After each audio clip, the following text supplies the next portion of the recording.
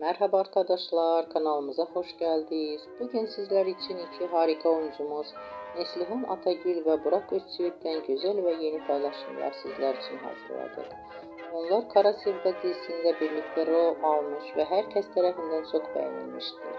Biz de sizler için onların güzel fotolarını hazırladık. Bu videoların devamlı gelmesini istiyorsanız kanalımıza abone olup yorum yazmayı unutmayın. Hoşça kalın. Herkese teşekkürler.